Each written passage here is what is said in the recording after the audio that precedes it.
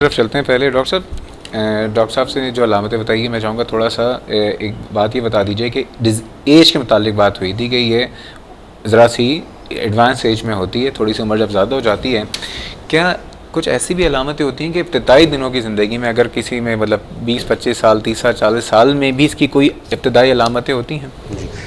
ये अच्छा सवाल है। पार्किंसंस डिजीज़ के 10% मरीज़ 40 साल की उम्र से पहले उनकी अलामतें या बीमारी शुरू हो जाती है, मगर ज़्यादातर जो मरीज़ होते हैं 50s और 60s और 70s के अंदर ही शुरू होती है।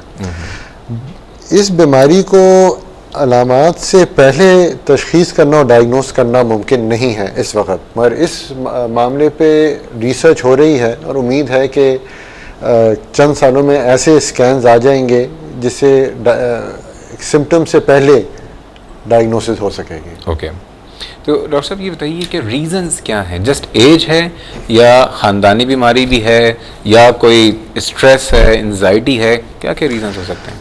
इस बीमारी की असल वजूहात अभी तक नहीं पता। उसके अंदर थोड़ा सा जेनेटिक कंपोनेंट है जो फैमिलीज़ के अंदर रन करता है, मगर मसलन किसी के वालिद या वालदा को पार्किंसंस है तो उनको तकरीबन 5% चांस होगा कि उनको भी पार्किंसंस हो जाए, मगर 95% लोगों को नहीं होगी। मगर थोड़ा सा रिस्क बढ़ जाता है अगर आपकी फैमिली में कोई पार्किंसंस का हो।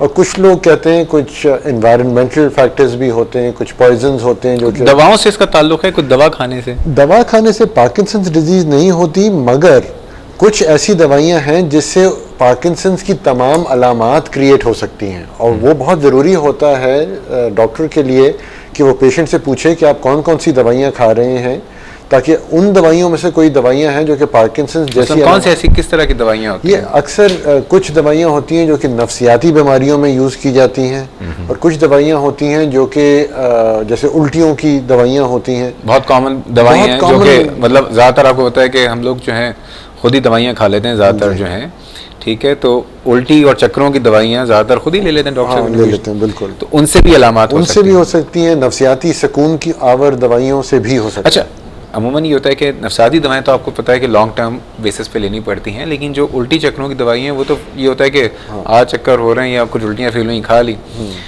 क्या 2-4 दफ़ा खाने से हो सकता है या इसका नहीं? इसका तो ये आमतौर लंबे अरसे तक लें, महीनों तक खाते हैं, उन्हीं के साथ ये मसले होते हैं। कभी कभी खाने से इतना प्रॉब्लम नहीं होता। ठीक है। यहाँ पे मैं तमाम व्यूअर्स से एक बात कहना चाहूँगा कि बहुत हम लोग जैसे अमूमन ये होता है कि नज़ला ज़ुकाम बुखार हुआ है या उससे ज़्यादा भी कोई प्रॉब्लम होती है तो डॉक्टर को ज़्यादा तकलीफ़ नहीं देते हैं, खुद ही बस जाते हैं, मेडिसिन ले ली। हम लोग सब डॉक्टर बने हुए हैं ना, तो मशवरा सिर्फ ये दूंगा कि प्लीज़ डॉक्टर के पास एक दफ़ा ज़रूर चले जाए कीजिए, क्योंकि हर दवा के कोई ना कोई साइड इफ़ेक्ट ज़रूर होते हैं। वो साइड इफ़ेक्ट खुदा ना खास्ता आप जिस मसले का हल चाह रहे हैं वो शायद सही हो जाए, लेकिन आप एक बहुत बड़े मसले की तरफ ज़रूर जा रहे होते हैं। क्यों डॉक्टर साहब, सही कह रहा हूँ? बिल्कुल सही कह रहे हैं। बहुत शुक्रिया डॉक्टर साहब। हारून बशीर साहब की तरफ आते हैं। सर ये बताइए कि थोड़ा सा अपना तारुफ हमारे लोगों से आप करा दीजिएगा कि आप पहले क्या करते थे और किस उम्र में आपको इस बीमारी का पता चला और क्या इब्तदाई अलामतें क्या थी आपकी? मैं जी 40 साल से नौकरी कर रहा हूँ, आई एम अ बैंकर, और चंद साल पहले रिटायर हुआ था। मुझे 5 साल पहले अलामात शुरू हुए थे, जो कि basically left side of the body, hand जो है वो डेंगल करता था और लगता था कि इसमें जान नहीं है।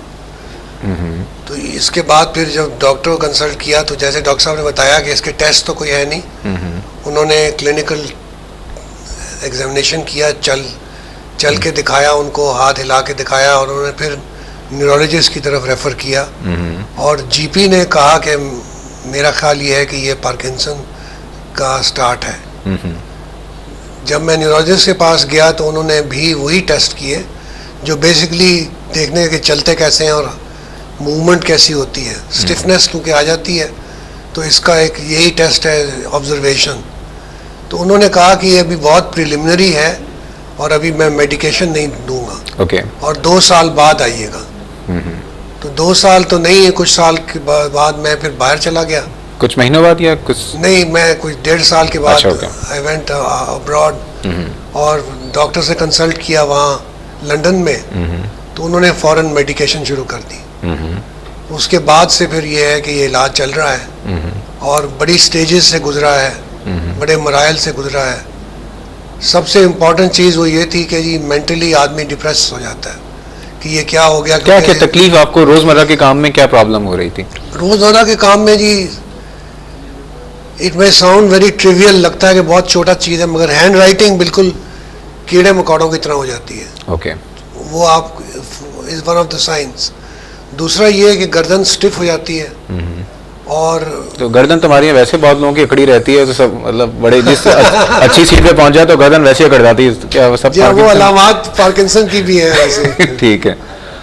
और फिर इसमें जी छोटी छोटी और चीज़ें हैं, जैसे बलगम आती है, स्वॉलोइंग में प्रॉब्लम होती है, ज़्यादा देर बैठे तो उठने में थोड़ी सी प्रॉब्लम होती है, गाड़ी में से निकलने से प्रॉब्लम होती है, बट कोई ऐसी चीज़ नहीं है जो ओवरकम ना हो सके।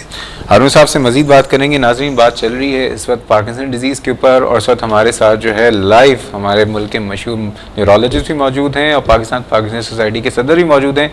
मजीद बात करेंगे एक छोटे से ब्रेक के बाद, हमारे साथ रहिए।